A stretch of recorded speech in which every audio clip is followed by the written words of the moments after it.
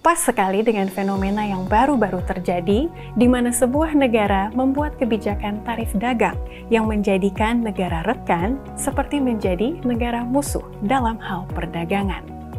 Bagaimana nubuatan dalam firman Tuhan sudah mengamarkan bahwa bangsa akan bangkit melawan bangsa, kerajaan melawan kerajaan. Apa endgame-nya? Apa solusinya? Dan pemerintahan mana yang nanti akan menang?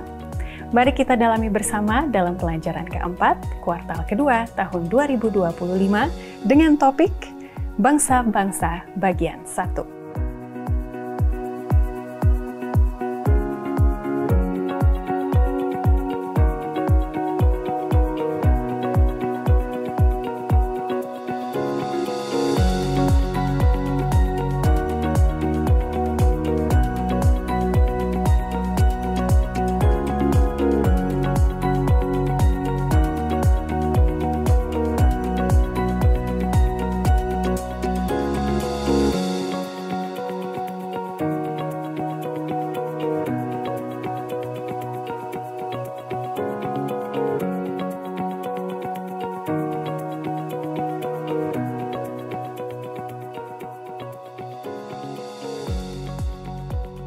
Shalom, selamat datang dalam diskusi pelajaran Sekolah Sabat yang dipersembahkan oleh Gereja Masehi Advent Hari ke-7 Uni Indonesia Kawasan Barat. Apa kabarnya saudara-saudara? Semoga dalam keadaan baik. Dan saya mau menggunakan kesempatan ini untuk juga mengucapkan Selamat Hari Kartini bagi para wanita Indonesia dimanapun Anda berada. Ada satu kutipan dari Pena Inspirasi yang mengatakan bahwa para wanita sama dengan para pria dapat melakukan pekerjaan yang besar dalam penyelamatan jiwa-jiwa. Semoga itu boleh menjadi semangat kita sambil kita bersama mempelajari firman Tuhan dan juga berfellowship untuk menguatkan satu sama lain.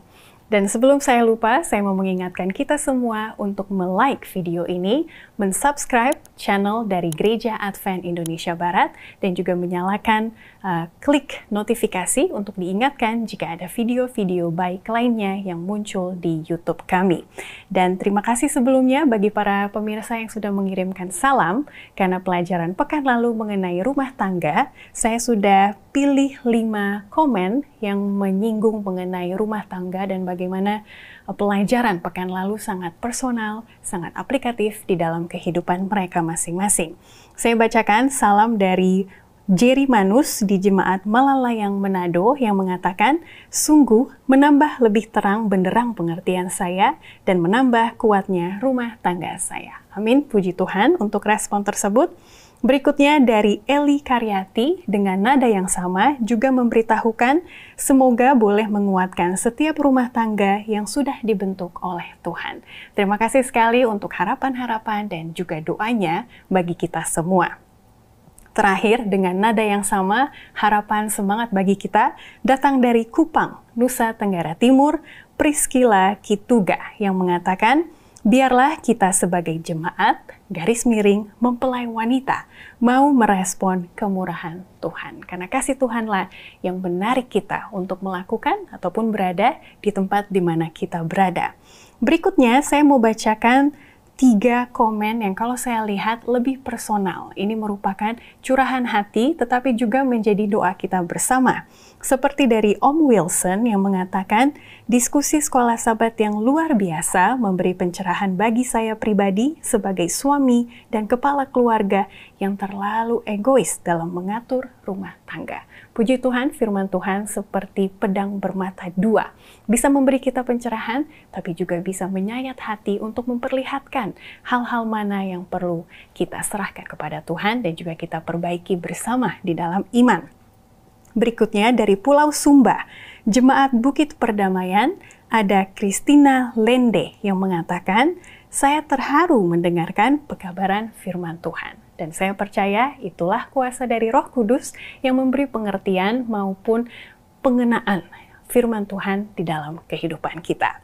Terakhir dari Selfie Maka Wimbang mengatakan, saya sempat kecewa dengan pasangan saya, tetapi puji Tuhan, pelajaran ini memberi kekuatan. Itu juga yang kami harapkan bisa dialami oleh para pemirsa sekalian yang lain dalam pergumulannya masing-masing, mungkin berbeda, tetapi firman Tuhan memiliki kuasa untuk menguatkan kita semua. Dalam waktu yang singkat, saya akan bacakan beberapa nama baru. Sebenarnya ada banyak sekali, tapi inilah yang akan saya bacakan di episode kali ini.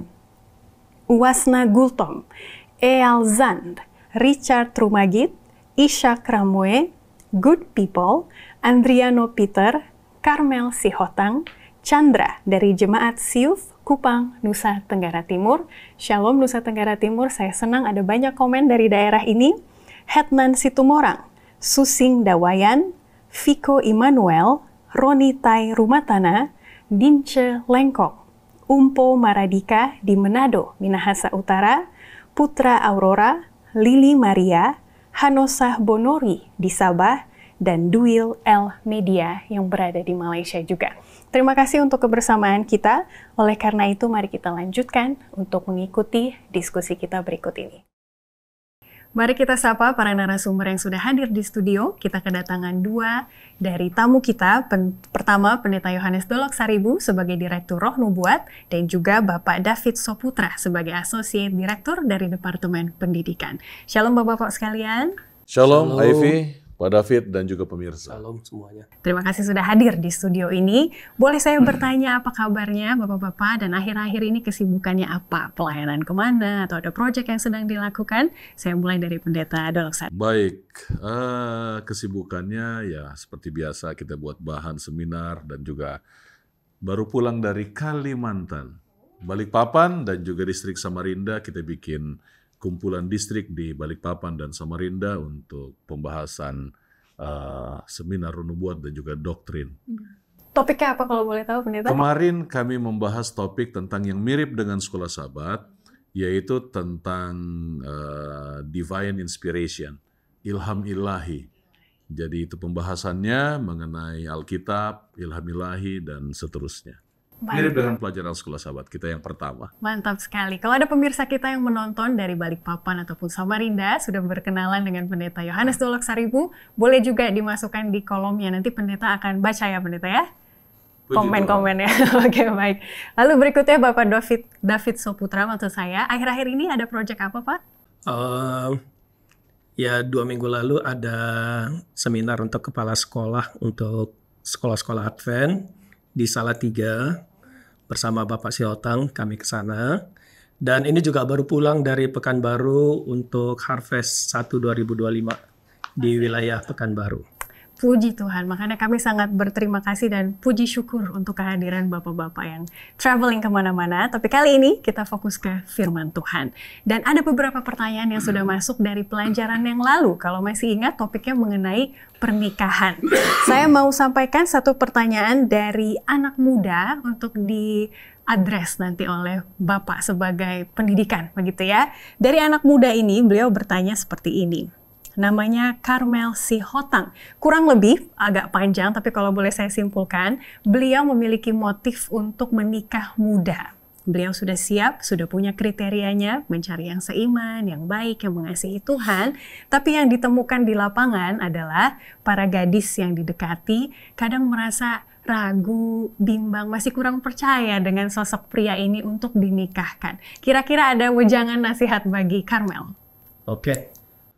Salam Karmel, kita bertemu lagi ya on air di sini. Terima kasih karena pertanyaan yang begitu bagus ya.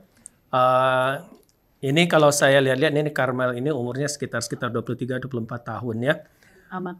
Baru tamat kuliah atau apa, sudah dapat kerja sepertinya di Jakarta ya. Baik Karmel, untuk mengenai pernikahan ini banyak sekali faktor yang mempengaruhinya. Ya, seperti faktor budaya dari latar belakang kita ya. Kemudian juga pengaruh dari budaya orang yang akan kita dekati. Ya. Nah, karena di sini Saudara Karmel ini sudah menyampaikan tentang kondisinya ya, ingin mendekati beberapa ya boleh kita katakan garis-garis cantik ya, boleh jadi menjadi pujaan hatinya ya. Nah, tetapi ada kegagalan Ya, saya pikir itu hal yang biasa saja di dalam kehidupan ini, kegagalan itu terjadi. Nah, yang perlu kita tekankan di sini adalah jangan pernah menyerah. Ya, sekali kita menyerah untuk kegagalan kita yang pertama mendapatkan gadis yang sesuai dengan idaman hati kita, ya untuk berikutnya kita akan jadi malu. Ya, akhir-akhirnya tidak akan apa lagi ya. Nah, jadi salah satu kunci keberhasilan kita untuk mendekatkan seorang gadis adalah ya kita harus kenalan dulu. Ya istilahnya nggak boleh tembak langsung dong ya. Kita kenalan dulu, tahu dulu latar belakangnya bagaimana, apakah kita bisa approaching-nya ya.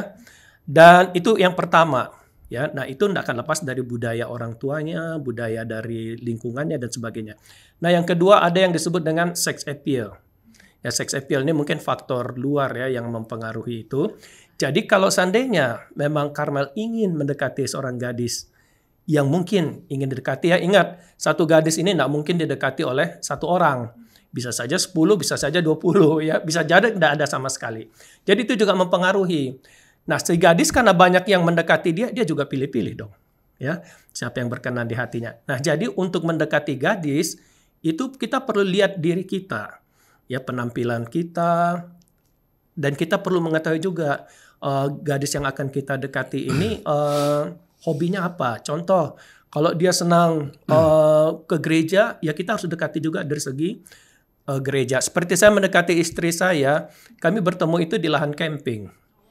Ya, karena dia suka camping, saya suka camping, ya kami ketemu di Bandung camping, ya berlanjutlah kira-kira begitu. Jadi kenal ya dengan sebaik-baiknya. Terima kasih. Mantap sekali. Jadi untuk Karmel, jodoh begitu ya. Untuk Karmel, take your time gitu ya, tidak usah terburu-buru. Walaupun iya, waktu. Walaupun ada keinginan menikah di usia muda dan juga benahi diri supaya ada nilai tambah yang mau ditawarkan kepada gadis yang tentunya bernilai di mata kita juga ya. Terima kasih sekali Pak David. Saya mau ke Pendeta Dolok Saribu sekarang. Kita beralih dari pernikahan dan persiapan pernikahan ke roh nubuat. Ada 2 pertanyaan, boleh kita jawab dengan singkat-singkat dan jelas. Pertama dari Bapak Manalu Washington, mau mengkonfirmasi di pelajaran kedua, Pendeta Dolok Saribu sempat mengatakan bahwa Alkitab adalah firman Allah, bukan Alkitab mengandung firman Allah. Kira-kira tolong ditekankan lagi Pendeta supaya tidak bingung sepertinya Bapak Manalu Washington. Silakan.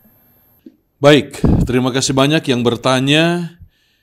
Saya bikin statement kemarin karena ada orang Kristen, mungkin juga Advent, tapi banyak orang Kristen berpandangan bahwa Alkitab itu mengandung firman Allah. Itu berarti bahwa Alkitab itu seperti buku-buku yang kita temukan di toko buku Kristen. Oke, mungkin saya kasih gambaran. Ini pelajaran sekolah sahabat, saya buka acak lah ya. Oke. Yesaya 40 ayat 7 dan 8, Maliaki 3 ayat 6, Ibrani 13 ayat 8. Ini saya buka acak saja, Kejadian 24 ayat 1-4. Ini bicara soal Alkitab. Buku ini berarti mengandung firman Allah. Karena ada firman Allah di dalamnya. Karena ada juga si penulis sekolah sahabat punya tulisan di dalam. Shaun Bonstra. Ada banyak tulisan dia di dalam ini. Pekan lalu, Mazmur-Mazmur yang dipilih berfokus pada umat Allah. Ini kan bukan firman Allah. Tetapi ketika ada ayat, Mazmur 67 ayat 4 itu firman Allah. Jadi, sekolah sahabat ini berarti mengandung firman Allah. Karena ada firman Allah di dalamnya. Yang mana firman Allah? Alkitab. Jadi kita tidak bisa bilang Alkitab mengandung firman Allah karena Alkitab adalah firman Allah. Baik, saya baca ayatnya dalam 2 Timotius 3 ayat 15 dan 16. Ingatlah juga, saya pakai yang TB2. Ingatlah juga bahwa sejak kecil engkau sudah mengenal kitab suci yang dapat memberi hikmat kepadamu dan menuntun engkau kepada keselamatan melalui iman kepada Kristus Yesus. 16. Seluruh kitab suci diilhamkan Allah dan bermanfaat untuk mengajar, untuk menyatakan kesalahan, memperbaiki kelakuan, mendidik orang dalam kebenaran. Berapa banyak bahagian dari firman Tuhan, Alkitab ini yang adalah firman Tuhan? Menurut 2 Timotius 3 ayat 16, seluruh kitab suci diilhamkan oleh Allah. Kalau bahasa Inggrisnya, all scriptures is inspired by God. Jadi seluruh Alkitab, jadi kalau orang tanya berapa banyak dari Alkitab yang adalah firman Allah, seluruh. Statementnya, bukankah hanya yang ada tulisan berkatalah Allah atau Tuhan berfirman. Itu adalah firman Tuhan. Memang untuk menjawabnya, kita perlu lihat, karena Alkitab tulis semua adalah diilhami oleh Allah. Mungkin di lain kesempatan saya coba akan buat rekaman mengenai ilham Alkitab, the divine inspiration, supaya kita bisa mengerti, oh begini maksudnya mengenai, tapi secara garis besar, seluruh kitab suci. Ayat ini mengatakan seluruh kitab suci. Jadi bukan sebahagian, tapi seluruhnya. Demikian, Ivy. Jadi terberkatilah yang dari Balikpapan dan Samarinda karena sudah mendapatkan pemaparan tersebut. Yang lain boleh kita tunggu rekaman dari Pendeta Dolok Saribu untuk mengadres pertanyaan tersebut. Terima kasih Bapak Manalu Washington. Satu lagi Pendeta sebelum kita masuk ke diskusi, pertanyaan dari Janasip Tambingan di Malaysia. Ada berapa lagi nubuatan dalam Alkitab yang belum digenapi? Silakan. Menarik ya. Ada berapa lagi nubuatan yang belum digenapi? Baik, ini bicara penggenapan, nubuatan. Ini kan pelajaran sahabat pertama dan sahabat kedua. Sahabat pertama, jadi begini, bagi pemirsa dimanapun Anda berada, ada 4 cara menafsirkan nubuatan dalam dunia kekristenan. Yang pertama adalah futurist. Futurist artinya semua nubuatan preteris, nomor 1, preteris. Semua nubuatan yang ada dalam Alkitab itu sudah terjadi pada masa lalu. Semua. Termasuk kedatangan Tuhan. Semua. Makanya kedatangan Tuhan nanti akan datang secara bukan datang di awal. Itu bagi pandangan preteris. Ada pandangan futuris. Pandangan futuris adalah mereka yang berpandangan bahwa semua nubuatan Alkitab itu nanti terjadinya, nanti, oh masih lama, itu masih nanti. Ada pandangan historis. Pandangan historis pemirsa adalah yang menganggap, yang berpandangan bahwa ada nubuatan Alkitab yang sudah digenapi. Ada nubuatan Alkitab yang sedang digenapi. Ada nubuatan Alkitab yang akan terjadi. Contohnya, yang sudah terjadi, Daniel 2, Kerajaan Babylon, dan seterusnya, itu kan sudah terjadi. Ada nubuatan yang sedang terjadi. Contohnya terjadi penyesatan, ada gempa bumi, dan lain sebagainya. Ada yang akan terjadi. Contohnya kedatangan Tuhan yang kedua kali. Aliran keempat adalah spiritualize, yang menganggap bahwa semua nubuatan di dalam Alkitab jangan dimaknai secara literal atau alegori, tapi dimaknai secara rohani. Mau angka 7 dan lain sebagainya, semua dipandang secara rohani. Pertanyaannya, di mana posisi gereja Advent? Posisi gereja Advent di historis. Bahwa ada nubuatan yang sudah digenapi, ada nubuatan yang sedang digenapi, dan ada nubuatan yang kelak akan digenapi. Pertanyaannya adalah, yang mana yang kelak akan digenapi?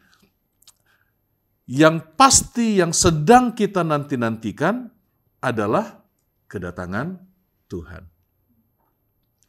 Karena kalau Tuhan tidak datang, lalu tidak menjemput kita, Pak David, sia-sialah iman Kristen, kata Paulus kan, sia-sialah kamu jadi orang percaya.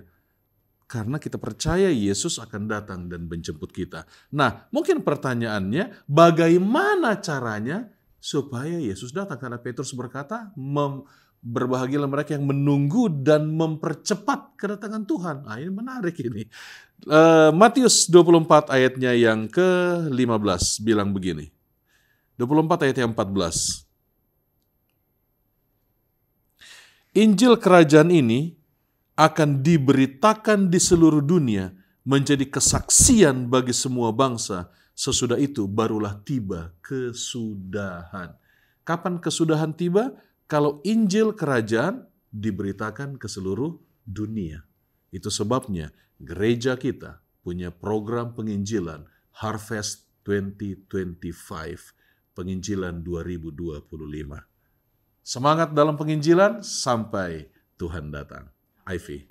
Berarti sambil kita belajar sekolah sahabat mengenai nubuatan, semangat juga kita menginjil supaya mempercepat kedatangan Tuhan yang kedua kali. Baik, sebelum kita masuk ke dalam pelajaran kita mau berdoa sekali lagi. Saya undang Bapak David Saputro untuk berdoa. Kita berdoa.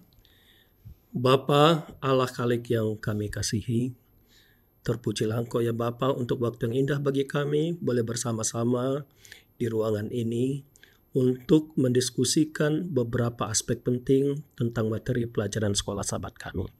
Hadirlah bersama-sama dengan kami ya Bapa, pada Ivy, Pendeta Pasah Adolok Saribu, dan hamba, agar Roh-Mu boleh memberikan hikmat surga kepada kami, agar diskusi ini boleh berjalan dengan baik, dan boleh memberikan sesuatu yang indah untuk mendekatkan kehidupan kami lebih dekat lagi kepada-Mu.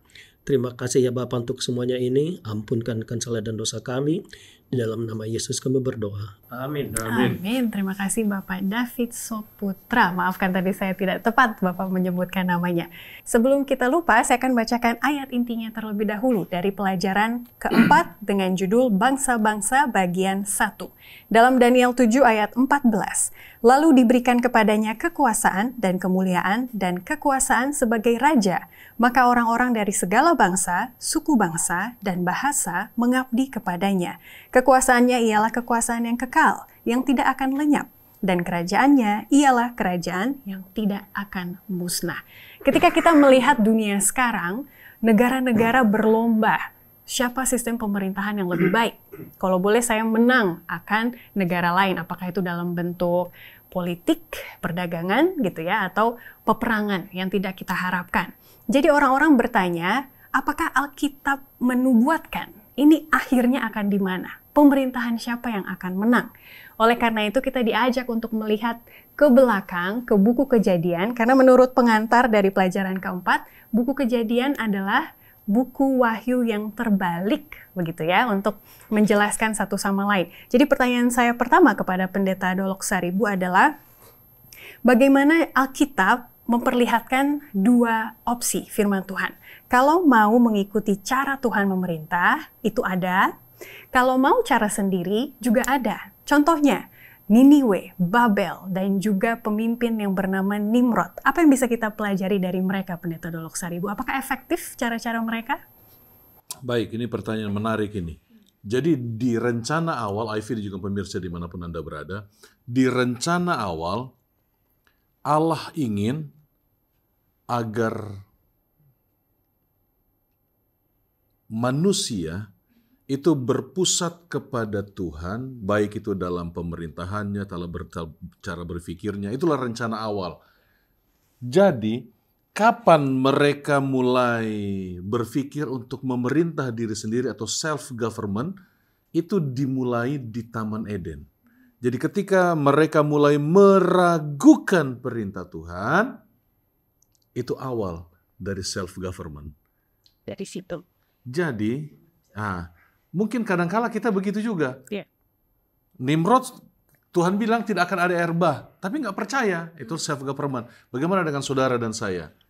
Apakah saudara saya juga sering berpikir begitu? Ada firman Tuhan mengatakan begini, mulai meragukan. Ketika kita mulai meragukan, kita berarti berpikir bahwa saya lebih hebat daripada apa yang Tuhan kehendaki. Mungkin itu saya mau sampaikan. Ya, jadi teringat akan satu tokoh yang merasa mau menyaingi Tuhan di surga, begitu ya? Itu awal mulanya juga. Baik pemirsa, kita akan lanjut kembali ke pelajaran-pelajaran berikutnya. Saya tahu ini baru pelajaran hari Minggu, akan lebih seru lagi setelah yang satu ini. Harvest 2025. Departemen Rumah Tangga Uni Indonesia Kawasan Barat mengajak kita semua terlibat di dalam satu skop, satu keluarga berhasil menuntun satu jiwa datang kepada Kristus. Dengan cara bagaimana? Metode Yesus sangat terbukti. Ia berbaur, ia bersimpati, ia memenuhi kebutuhan, barulah ia meyakinkan mereka, memenangkan keyakinan mereka, baru dia mengajak mereka, ikutlah.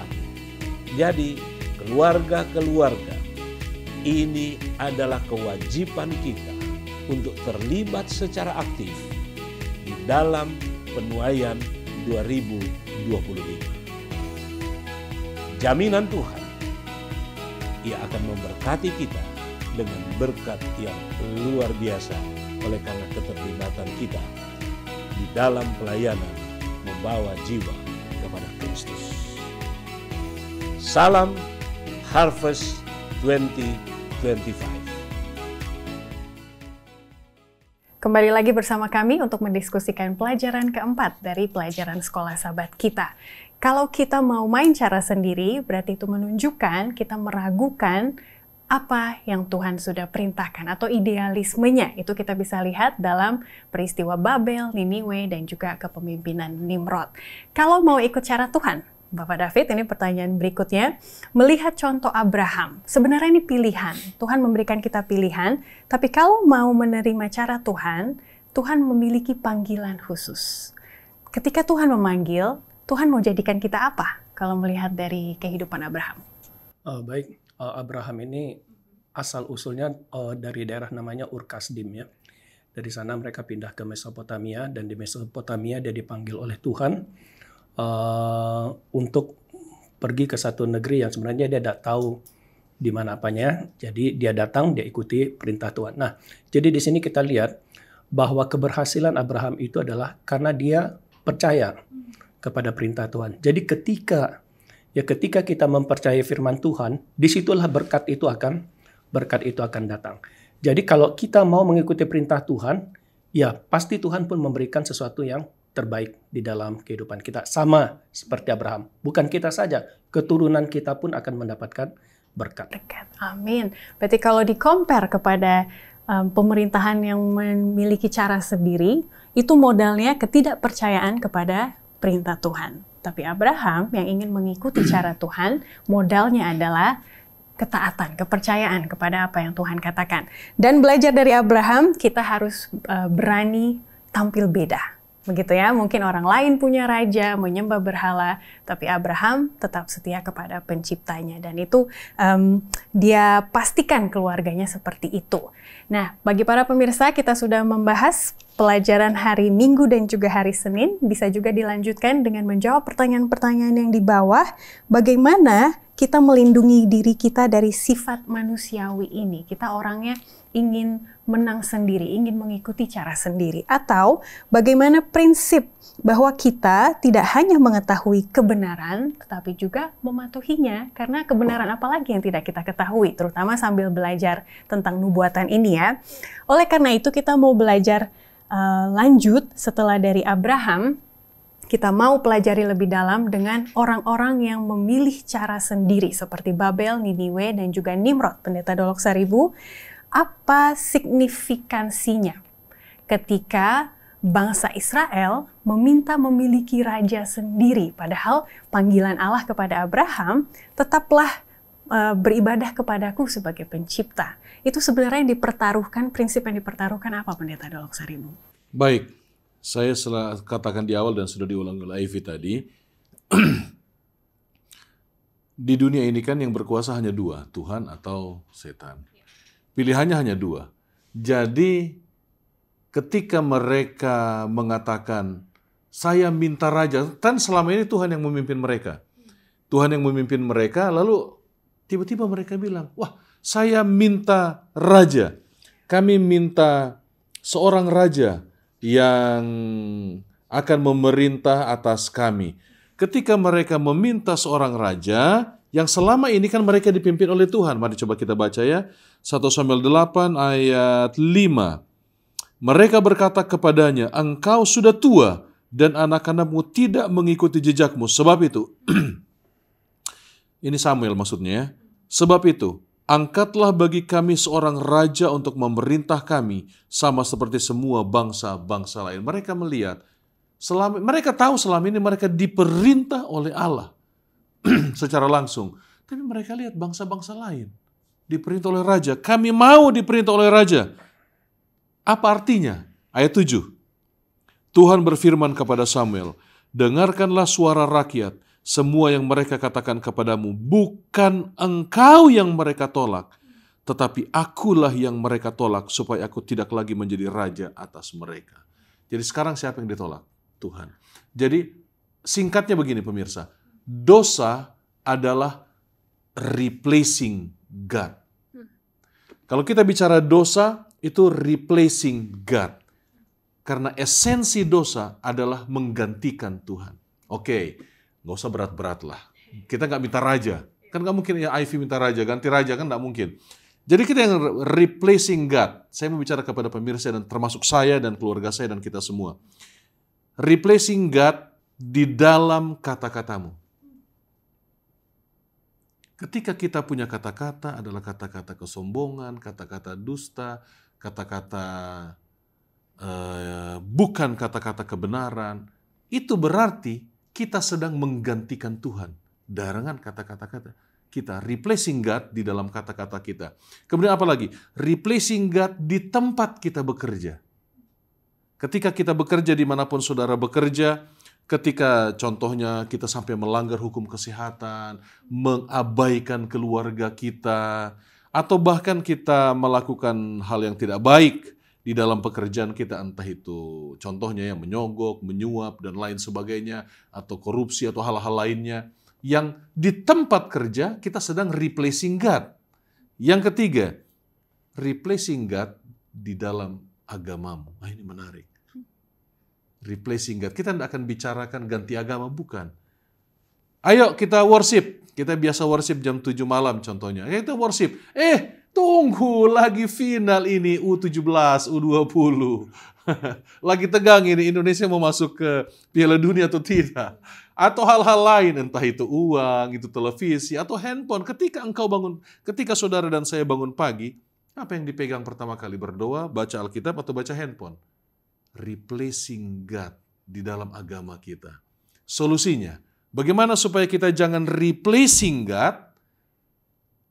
Dahulukan Tuhan dalam segala sesuatu. 1 Korintus 10:31, apapun yang kau lakukan, lakukan demi kemuliaan bagi nama Tuhan. Saya kembalikan. Amin. Itulah yang menjadi esensi hukum pertama. Jangan ada padamu Allah lain di hadapanku. Karena itu memang start dari hukum-hukum yang lainnya, begitu ya. Akan lebih mudah kita mengerti dan kita jalani kalau kita memahami konsep tersebut. Dan tadi sambil ngobrol-ngobrol, Israel ingin raja seperti bangsa lain, itu kalau istilah sekarang FOMO. Pak David tahu apa kepanjangan dari FOMO? Fear of missing out. Oh, yang lain pada begitu kok, saya enggak, gitu ya.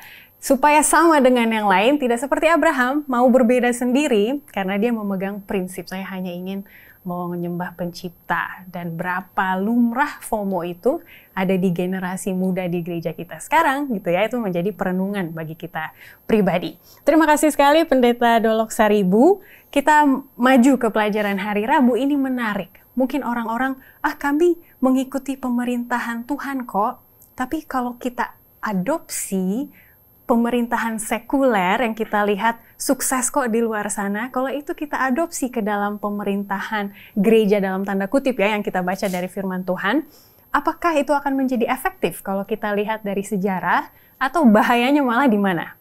Oke, baik. Jadi pelajaran hari Rabu ini sepertinya menekankan tentang satu tren.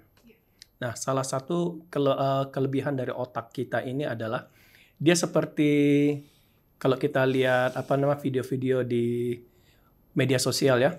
Kalau misalnya kita klik olahraga bola kaki, ini akan muncul terus. Ya, muncul terus. Nah, jadi segala sesuatu yang kita tanamkan di otak kita itu akan terulang terus permintaannya. Nah, jadi tren dia, ya tren. Sehingga kita cenderung untuk mengadopsi cara-cara di luar sana yang boleh kita katakan mungkin tidak biblikal gitu ya. Kita adopt ke dalam sistem perbaktian kita. Kenapa? Di situ bisa buat begitu, hasilnya lihat aja, mereka bagus, mereka aman, mereka akur, gerejanya bagus. Ya, lalu kita cenderung juga untuk melakukan hal yang sama. Nah, inilah satu nubuatan yang sudah disampaikan oleh Yesus ketika dia bersama-sama dengan muridnya, kalau kita lihat itu di Matius 20 ayat 25 sampai 28 itu.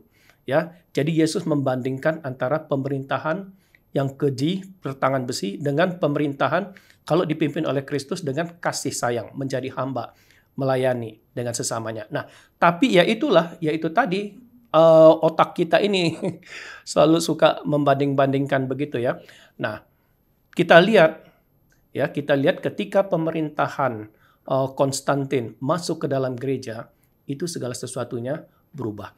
Jadi kalau kita ambil sistem sekular, ya, yang apalagi kalau tidak biblikal, itu banyak atau sedikit banyaknya pasti mempengaruhi sistem perbaktian kita. Ya, kita lihat saja seperti lagu.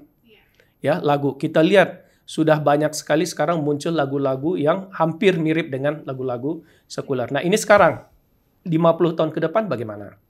Ya, jadi perlu pertimbangan yang kuat dari kita, pendekatan diri kita kepada Tuhan, tulisan-tulisan roh nubuat yang mungkin akan menguatkan kita untuk bisa ya berpikir lebih positif dan lebih mengutamakan apa yang Tuhan perintahkan kepada kita, ya, seperti Pendeta Yohanes tadi katakan.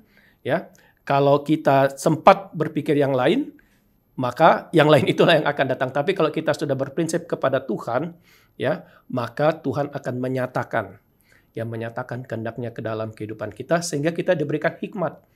Ya, hikmat inilah yang akan meng-guide kita bagaimana kita harus melakukan sesuatu tindakan ataupun dalam satu pengorganisasian di dalam gereja khususnya yang sesuai dengan kehendak Tuhan. Amin, terima kasih. Oleh karena itu kita diajak untuk merenungkan pertanyaan di bawah hari Rabu. Kalau melihat budaya kita sendiri, bagaimana masyarakat kita hidup, ada tidak cara-cara yang menjadi pencobaan terhadap integritas iman kita? Itu boleh kita renungkan ataupun diskusikan di kelompok Sekolah Sahabat masing-masing.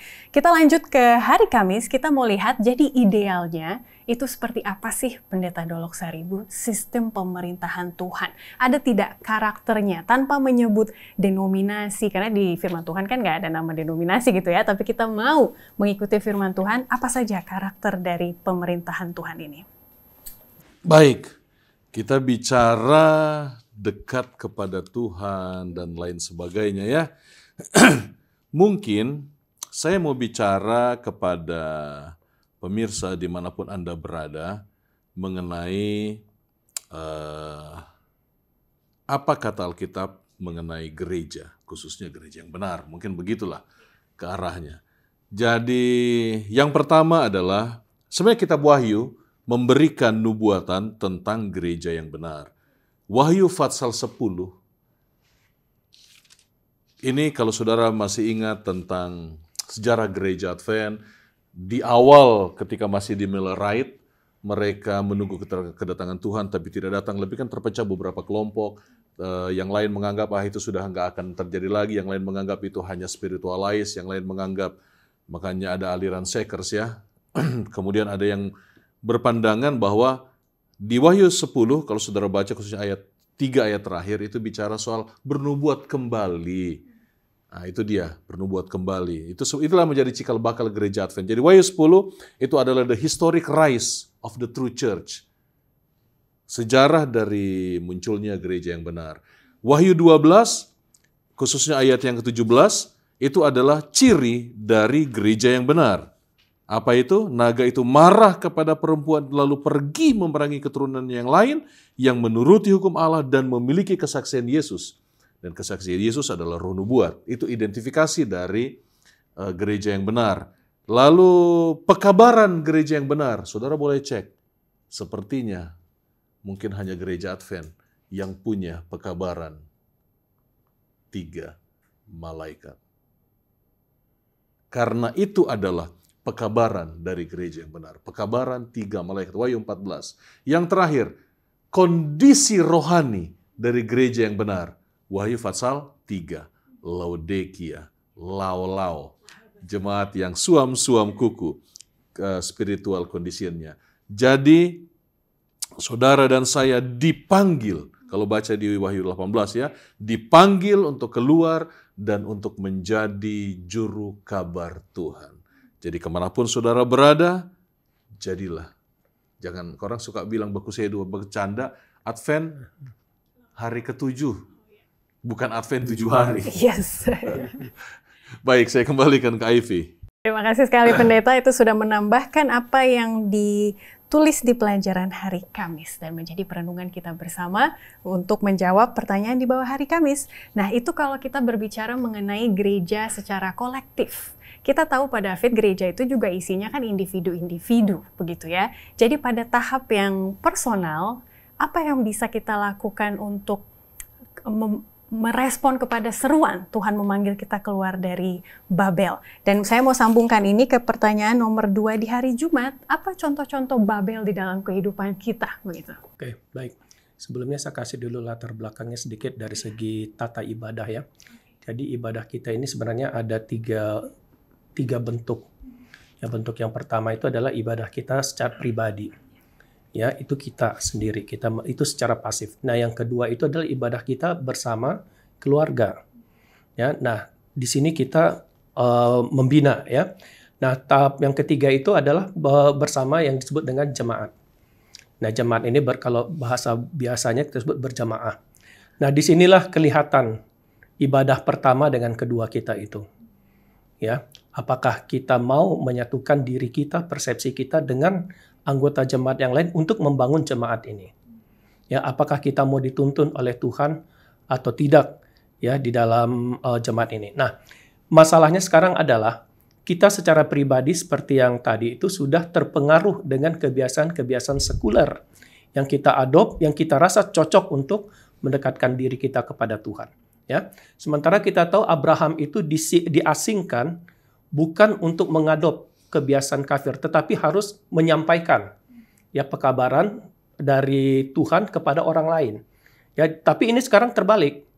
Ya, kita yang mengadop dari luar ke dalam. Ya, mungkin karena tren atau apanya segala macamnya itu. Nah, itu sekarang muncul. Ya, muncul di dalam gereja kita di mana orang meminta satu tuntutan demokrasi yang lebih intens. Ya, di dalam gereja Advent. Contoh, ada sedikit kesalahan, misalnya pendeta atau anggota jemaat, tuntutan untuk menyingkirkan itu sangat kuat sekali.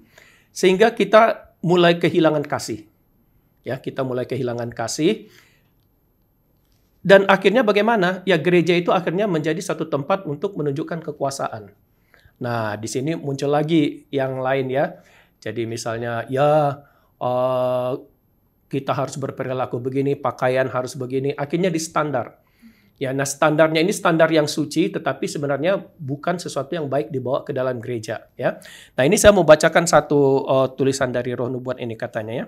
Sedikit demi sedikit, mula-mula secara sembunyi-sembunyi dan diam-diam, kemudian semakin terbuka setelah semakin bertambah kuat dan semakin menguasai pikiran manusia. Rahasia kejahatan itu menampakkan pekerjaan penipuan dan penghujatannya. Hampir tidak bisa disadari kebiasaan-kebiasaan kekafiran mendapatkan jalan memasuki gereja Kristen.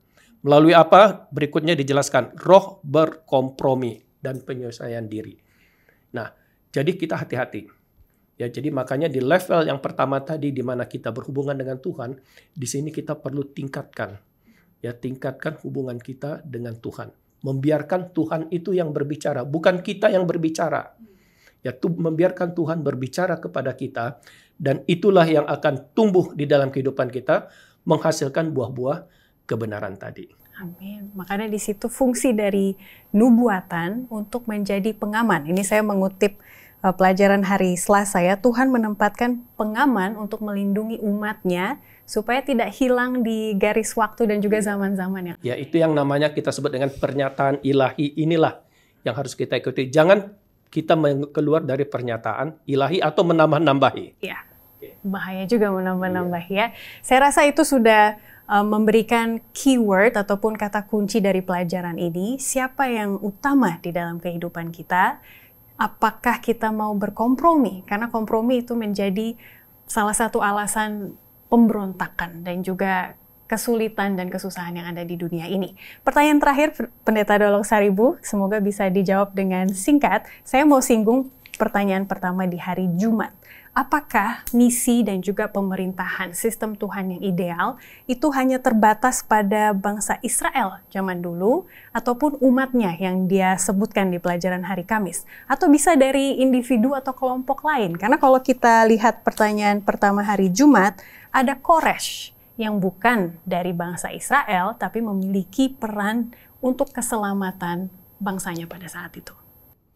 Baik, ada jawaban universal dan juga ada jawaban kalau universal berarti Tuhan memanggil setiap individu untuk menjadi perpanjangan tangannya. Semua dipanggil, siapapun Anda. Tapi kalau bicara secara gerejani, kita sebagai gereja Advent percaya bahwa terang itu diberikan kepada kita, kalau Ellen White tulis, kepada gereja Masih Advent hari ke-7 lah diberikan amaran itu untuk mengamarkan dunia. Jadi kalau mau bicara secara universal semua orang, tapi secara gereja saudara dan saya memberikan satu tanggung jawab untuk menjadi terang bagi dunia. Bagaimana caranya? Satu, melalui penurutan. Yang kedua, mengenai menunjukkan apa solusi dosa, itu sebabnya kita bikin KKR, kita bikin KPA, supaya dunia tahu apa yang harus dilakukan menghadapinya. Yang ketiga adalah pekabaran yang sesuai dengan namanya, Gereja Advent, adalah mengabarkan tentang kedatangan Tuhan. Jadi itu sebabnya saya saran, kembali kayak dulu, waktu saya masih kecil dulu, itu setiap Sabat pasti Pak ada lagu Angkat Nafiri atau lagu-lagu tentang kedatangan Tuhan. Jadi kita setiap Sabat, oh Yesus mau datang, Yesus. Jadi baik juga, karena itulah keberadaan gereja kita. Demikian yang saya boleh sampaikan kepada Ivy dan pemirsa, Tuhan memberkati. Amin. Itu lagu tema dari AWR, Adventist World Radio. Terima kasih pendeta sudah mempromosikan peran saya di dalam gereja, dalam pelayanan AWR ini. Baik, pemirsa, kita akan kembali untuk mendengarkan kesimpulan dan juga aplikasi dari pelajaran kali ini.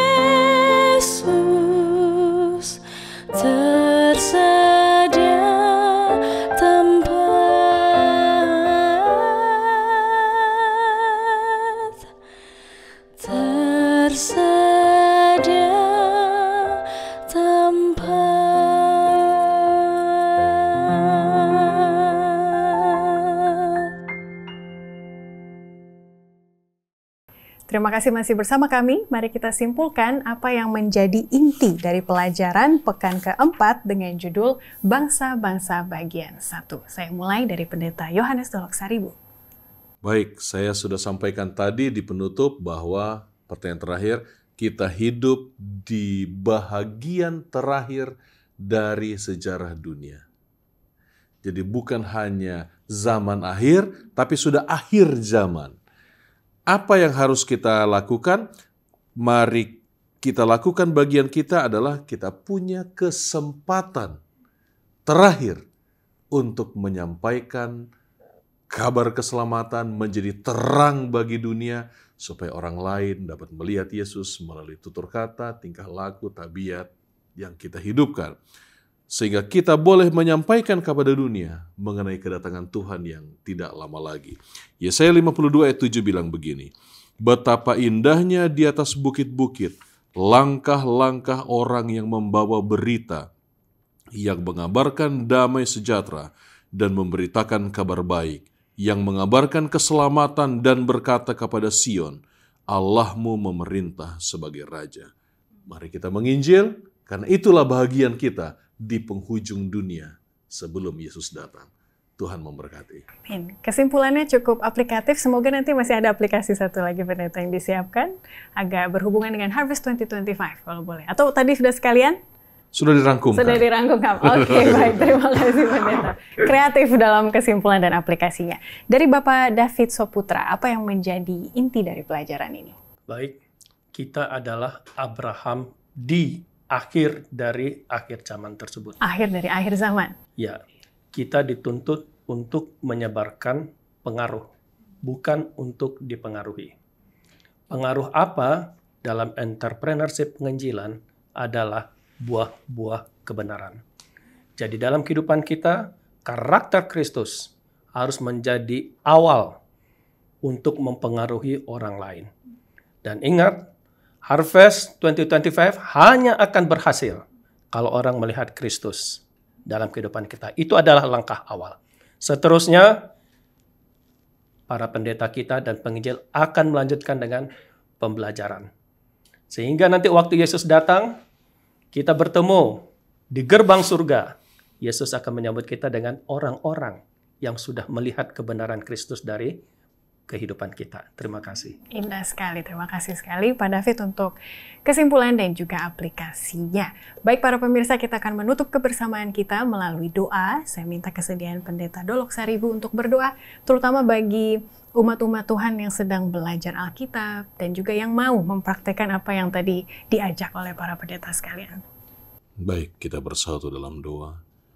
Tuhan Allah, Bapa kami yang penuh kasih, Bapa yang kami sembah di dalam nama Putramu Yesus Kristus, di penghujung program belajar sekolah sahabat ini, kami berterima kasih untuk kesempatan kami dapat melayani Engkau dan mempelajari firman-Mu. Kiranya kami boleh belajar seperti pengalaman-pengalaman bangsa Israel pada masa lalu, sehingga kami tidak akan menggantikan Tuhan, baik dalam tutur kata kami, di tempat kerja, angan hati kami, dan juga dalam agama, sehingga kami dapat mendahulukan Tuhan dalam segala hal, dan orang lain dapat melihat Engkau di dalam kehidupan kami. Tercapailah apa yang menjadi cita-cita penginjilan kami, untuk membawa orang lain lebih dekat kepada Tuhan. Hamba-Mu berdoa untuk pemirsa dimanapun mereka berada. Tuhan berkati dalam keseharian, rumah tangga, masa muda, pekerjaan, pendidikan, dan juga dalam kesehatan dan teristimewa dalam kesetiaan. Kiranya kami tetap dapat menjadi umat-Mu yang setia, baik itu di rumah tangga, di gereja, di lingkungan, dan penginjilan, sampai Yesus datang menjemput kami masuk dalam kerajaan-Mu. Bila mana ada hal yang kurang berkenan dalam pemaparan pada saat ini, ampuni kami Tuhan. Terima kasih Tuhan, jawab doa kami. Di dalam nama Yesus kami berdoa. Amin. Amin. Kita bersyukur untuk pelayanan dari Pendeta Yohanes Doloksaribu dan juga Bapak David Soputra yang telah melayani kita dalam pelajaran keempat. Mari kita doakan mereka dalam kesetiaan mereka kepada Tuhan, juga pelayanan dan keluarga mereka masing-masing. Saya tahu masih banyak lagi pertanyaan yang belum sempat kami tanggapi di siaran kali ini. Tapi kami mau pastikan bahwa pertanyaan-pertanyaan tersebut, pertanyaan-pertanyaan yang baik dan sangat relevan bagi kehidupan kita, akan kami tanggapi dalam komen ataupun di video siaran berikutnya. Dan kami selalu menunggu sambutan, salam, pendapat, dan juga pertanyaan Anda. Jadi silakan cantumkan di kolom komen di bawah dari video di YouTube ini.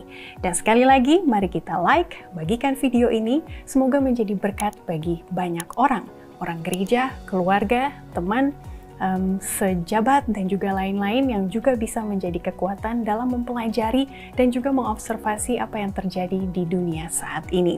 Pekan depan, ada pertanyaan-pertanyaan yang bisa kita jawab bersama, seperti mengapa kekacauan terjadi? Apakah ini rencana Tuhan bagi dunia kita? Dan di mana Allah dalam kekacauan ini? Semua itu akan terjawab di dalam firman Tuhan, dalam nubuatannya, dan juga ketika kita melihat sejarah di masa lalu. Sampai bertemu lagi, Tuhan memberkati kita sekalian.